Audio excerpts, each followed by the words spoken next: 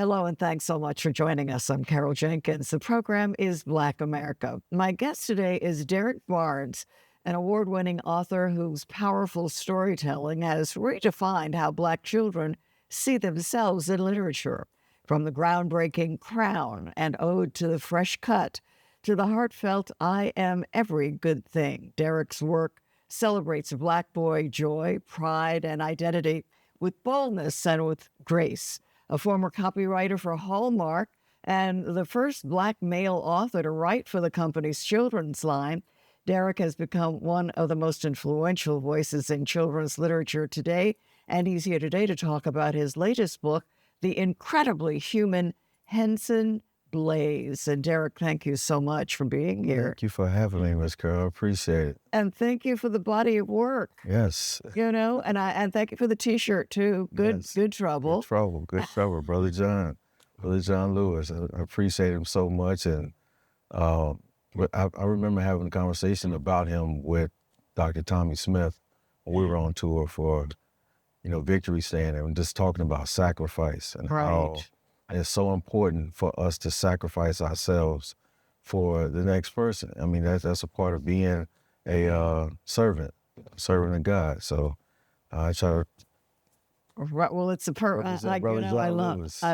love it. He's one of my heroes. Yes. So that is the great, and you really are heroic. If you don't mind me saying so, in terms of what you provided for a Black boy. In fact, when I was coming this morning, I said how terrific it is that my 12-year-old grandson, Sam, has you to read. But my adult son, Mike, didn't have books that, would have positively influenced him. Yeah. Yeah, it's so important, having 4 sons and 4 totally different personalities. It's like having a live-in focus group. So I try to fill in those gaps of the stories that are not being told, and try to present Black boys whose stories aren't being told, because obviously we're not a monolith, and some boys like sports, some boys do not. My youngest boy is a culinary artist, and I also have a football player, and well, in our family, the athletes are the girls. The boys are the deep thinkers. So we know how all of that works out. But we want to talk about Ruby too. Ruby and the Booker Boys. So you do have that's a girl, old school right there. Yeah. Right? You have a girl in the mix. Yeah. But this book, is arriving at, as we can all understand, a very fractious time. Yeah. And you're talking about fractious things in this book. Yeah. And let's go to the inspiration for it, the Tamir Rice incident, where a 12-year-old boy with a toy, what turned out to be a toy gun, was killed. Yeah, so I have like 3 primary sources of inspiration for this book.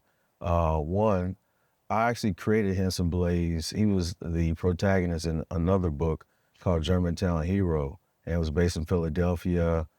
His parents were kidnapped by these creatures that lived underground, and they left notes behind for him to come and find them. I love your imagination. Go ahead, right? Yes. Yeah. And so we couldn't get that book sold, but I loved him so much. It's some characters that you have to. I always tell young writers to never throw anything away. Keep everything. So I put him in a file. I loved him so much because he reminded me of all the good things I love about my boys, and those things that the world doesn't know about, your baby. They may see a Black boy, maybe 6 foot tall, but they don't know how goofy he is or how sweet he is to his grandmother. Right. And I loved Henson so much, I said, I gotta use this brother sometime in the future. And then 2014 happened. I was really struggling with my writing career. We had moved to Charlotte, and the Tamir Rice murder happened. And I was just so blown away by how fast the officer on the passenger side pulled his gun and shot this baby, 12 years old. So it made me think, when are the times that America are not afraid of Black boys? And those times are when we are entertaining America. America loves a good point guard or a wide receiver. And they throw tons of praise on Black male athletes. And those are the only times. So I read Maniac McGee, a book by author named Jerry Spinelli, and it's about an 11-year-old white boy in a splintered town, and he helps to bring the town back together. So I figured, what would that story be like if I put Henson there? If this story was centered around a black boy that came from people, how would this story be, play out? So, shout out to Jerry Spinelli, one of my favorite children's book authors of all time. And Right. yeah, this is like a new version of, Maniac McGee with, more modern issues that we're facing right now. So, Right. Well, you start with a pretty graphic scene of a young boy being, I don't know, tricked yeah, by police officers into running away, yeah, giving them the opportunity to hurt him. yeah, I mean, it's so. I mean, should your book come with a caution of some type? Because yeah, even though it's a football story, it's also hit a history book yeah, with a lot of not so nice things going on. yeah. So that part of the story was actually somewhere later on, but I just wanted to put it in the front just to catch the reader's attention, kind of create some questions for them so they can continue, going forward. I remember in 2020, I've never been interviewed by so many famous white women in my life because of the George Floyd incident. I Am Every Good Thing came out. And one of the questions I got all the time was, when is it too early to talk to children about racism? And what they were really asking me is, when is it too early to talk to white children about racism? Because we have to talk to our children about it all the time in different spaces, and how to protect themselves, how to use that duality, especially for black men when you're in predominantly white spaces, where you can present yourself with dignity, but also be non-threatening. So I have to have this conversation with my boys at 8, 9 years of age. So it's never, Sure. too early. So I And thought our about girls, that. too. Yeah, girls as well. The way Right. black girls are treated in this society, women period, but Right. black girls especially, Yeah. Right. So, so this scene sets it up, and then you go to some sort of bucolic, almost small town kinds of things Great going Mountain, on. Mississippi. Yeah. Right. Yeah. And then you have what you're calling tall tales or whatever, Yes. but the first one is about slavery, Yeah. which apparently has been banned, in Yes. 2025, but nevertheless. Yeah. And so talk to us about how you decided to interweave historical incidents into Henson's life. So I wanted to use folk stories within the story. I love a novel that has storytellers in it. And there's like 3 designated storytellers, but the father, Deacon Jonathan Blayze, one of my favorite characters, he does an excellent job of explaining the lore of Great Mountain, Mississippi, and the legacy of being a Blayze man. And so the first story just talks about the creation of Great Mountain, Mississippi, how it was created by an enslaved runaway family on a plantation in Tennessee, how they burnt that plantation down, and they found a thicket of woods in the delta of Mississippi that lasted for 18 months. And the infrastructure was so strong, when they were discovered by slave catchers, they decided to take over it, and they named it Great Mountain, Mississippi. So, the father is there to make sure that his son knows where he comes from, what is expected of him, which is kind of what I do, in real life. Do with my sons. I just talked to my eldest boy this morning. So.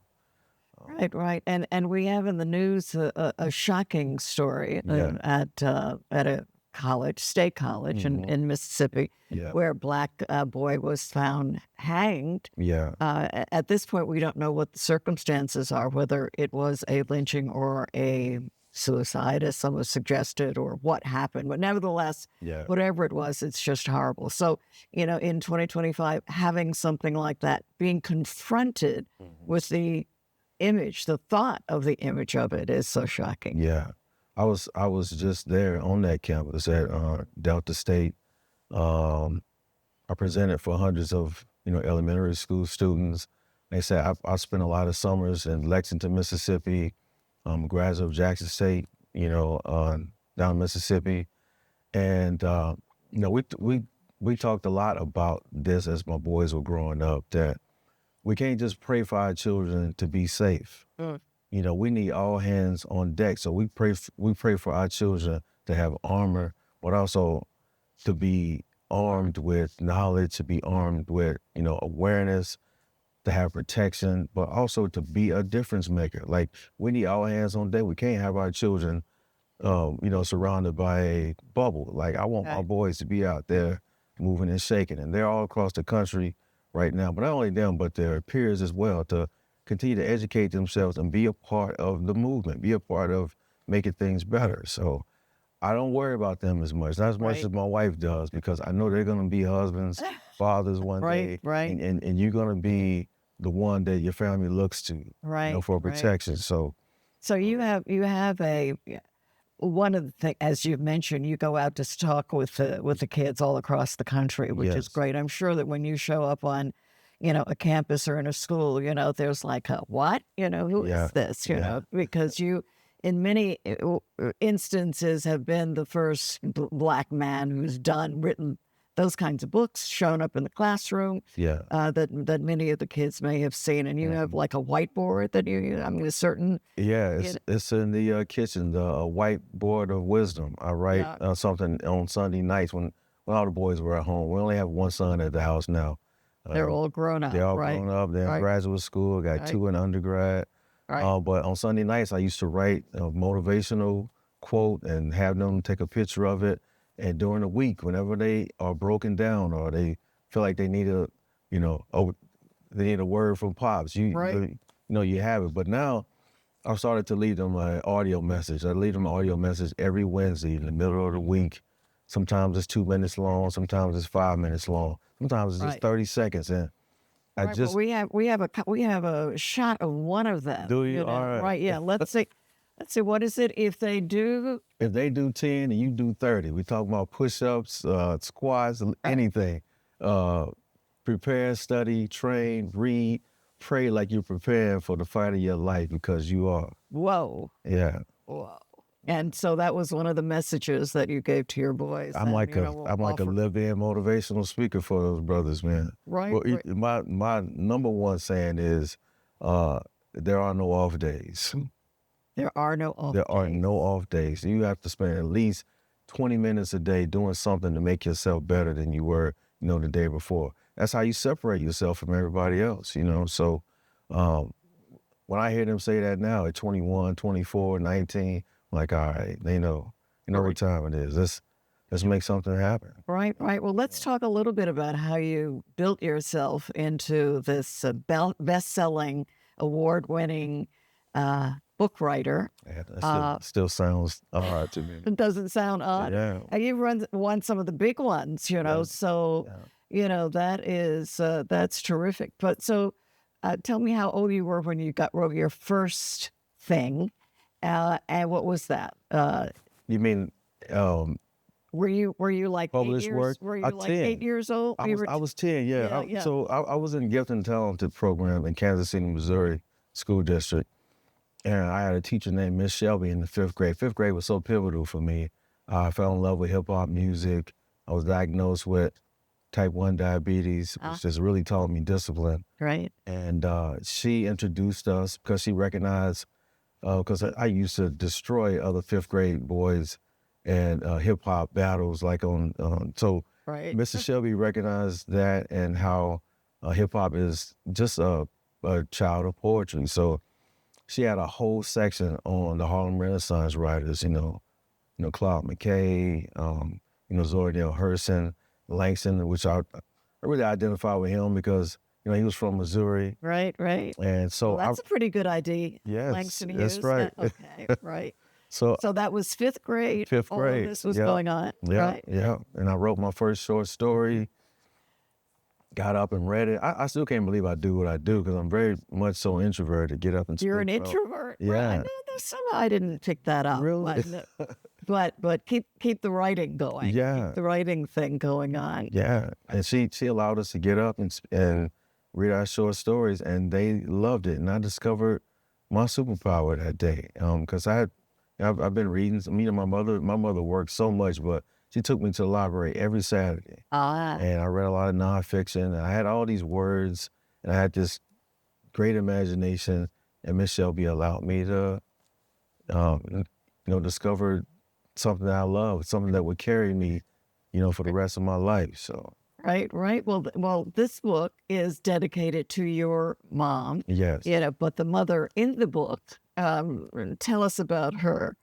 she was a creative from Philadelphia and went down to school in Tougaloo College, which is HBCU, obviously in Right. Jackson. They met this country boy, Deacon Jonathan Blayze, and they fell in love and had this wonderful, beautiful child, Henson Blayze. She was a playwright, and she was a writer as well.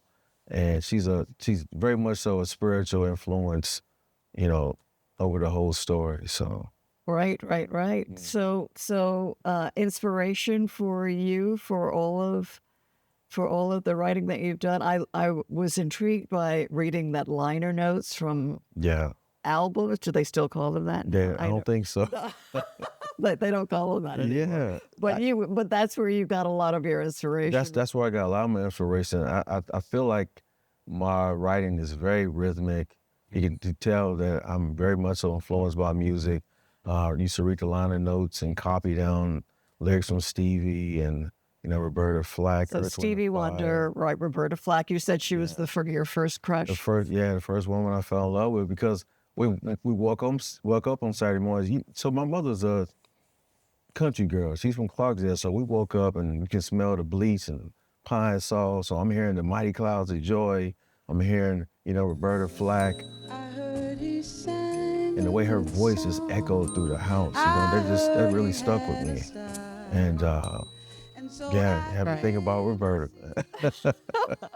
Great. Yeah, Well, so the book is will be out in the world, yes. and your book is arriving at a time when the things that you've written about and included in Mhm. this book are not precisely welcomed by certain parties Yeah. in this country. So talk to us about that. The whole idea of the prospect of being banned, or in these circumstances worse. So I tell you, so I went up to Green Bay, Wisconsin for a school visit, my last tour, and the driver took me to the wrong school. So I waited by the front door, and this was a predominantly white environment. I was in Milwaukee. And while I was waiting, he had to come straight from casting. Like if you wanted a cute, blonde, blue-eyed white kid, he was it. And he tugged on my shirt. He had to be about 9 years old. He said, Mr. Barnes, I know you got to go to another school, but I just want to tell you that I love all your books. And he started rolling off the titles and talking to me about it. And I was like, that's why I write. And right. that's also why they don't want us to write these stories because now white children across the country are going to create empathy for the Black experience in America. And if they create empathy and if they are well informed, then you don't have a base of people you can control when it comes time to vote. Mm. That little boy he went down rabbit holes himself, and that's going to take him to other places and kind of pique other you know curiosities about what it means to be Black in America. So I try to write without any fear, and I'm not gonna let anybody stop me from writing the stories that I write. I have like 8. I'm on the contract for 8 more children's books, and they are super Black. And if anybody comes after me, I come after you. It happened to me in Alabama a couple years ago. Suburb in Birmingham tried to and cancel my school visits. I reached out to every media outlet in Birmingham. I was on every television show. He was fired like 3 months later, and I Am Every Good Thing was back on the New York Times bestsellers list. So we are always in the right, and we have to comport ourselves that way. And if I have to, and everybody don't have the resources, but if you have to fly to some of these board meetings, some of the school board meetings, I suggest that authors do that. So no, I'm not gonna let anybody stop me from writing what I write. I've been broke, I've been poor, I know what that's like. So, but I have such a huge and faithful and loyal following of people that know what I'm about. So, yeah, book Well, bans don't bother me. well, the fact that you have a contract for 8 more books Yeah, that are, what do you just call them, super black? Or super black. Yeah, super black what does stories, that man. what does that mean to you, Just, super black? just being fearless. Like I can't sit down and think about a book ban when I'm telling a truthful story about what it means to be beautifully black. And if you look at the covers of most of my books, when I first got into the industry, was like 2004, black characters were either shaded or they were turned around.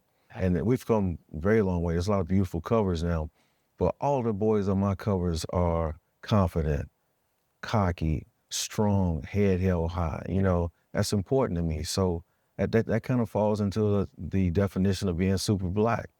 You know, just telling our story without fear. You know, Yeah, and we're looking now at one of those covers, victory stand. for a Yes. momentous Yeah. time in the athletic world. Yeah. So um, now I also wanted you to talk a little bit about Hallmark, because Mhm. as I said to you before we started, recording, I said, well, Yeah. when you think Hallmark, you're thinking what, the cards, the films, the Mhm. whatever. So describe yeah, you really did Yeah. the words I, inside the cards. yes, I wrote the copy, and which my mother was really proud of because um,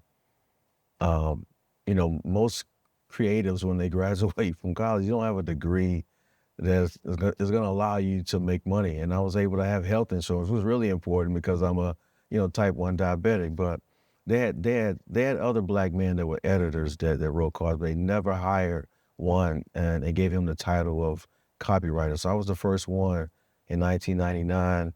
It was like being in graduate school. I learned so much about the editorial process. There were writers that had been there for 30 some odd years. I also learned about voice during that time, which I talk to a lot of young writers about. That you have to continue to work on your voice. That means if a book is blank on the cover and people read the text, they ought to know that writing comes from you. And so we have to continuously work on Right. that. And I learned that from my days at Hallmark Cards. Right. So you're the one to thank for if we wanted a card for our son to say, I love you, you're wonderful. That's right. Yeah.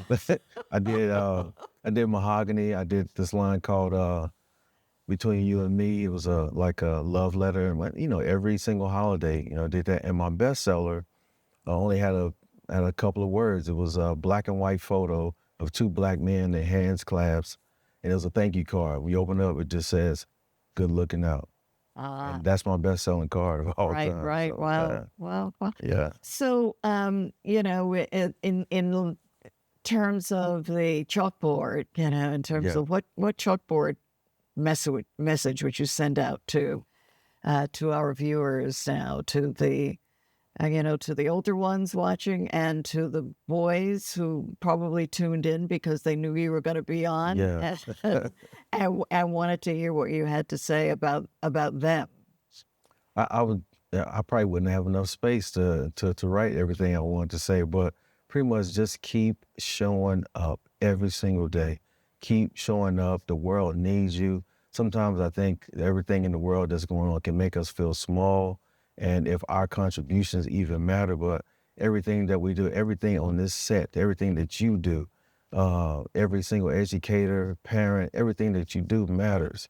So we have to look at ourselves and our contributions to our community and our families, and those are going to be the things that balance everything out. We need you. I need you. And so continue to do what you do. Well, Yeah. and we certainly need you as Thank you. well. What else is on your plate? Where else will we see you? Oh, so I'm on the Incredibly Henson Blayze tour. I have like 17 stops. I think I'm headed to Denver next.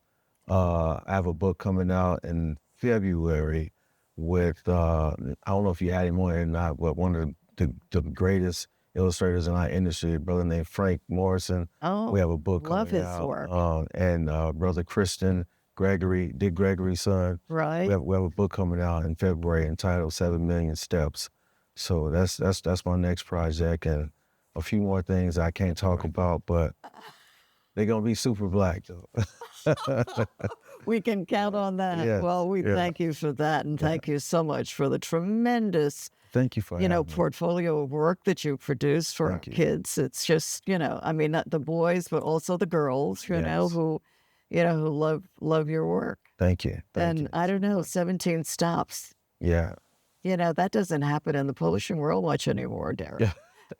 Well, we have designated public stops and then the school visits, which I love so very much because I get to meet the children that I write for, Right. write for them. So And I know they love seeing you too. I Well, love them. Derrick Barnes, award-winning author. Thank Be you. sure to get his latest book, The Incredibly Human Henson Blayze.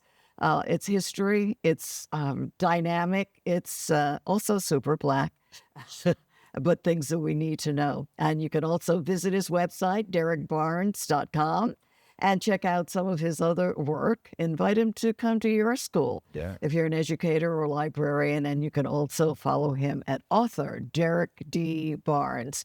Thank you so much, Derrick. Thank you, Ms. You're Carol. such Thank an you. inspiration. Thank you. Nice meeting you. That is it for us at this time. Thank you all for joining us as well. I'm Carol Jenkins. The program is Black America, and we'll see you the next time.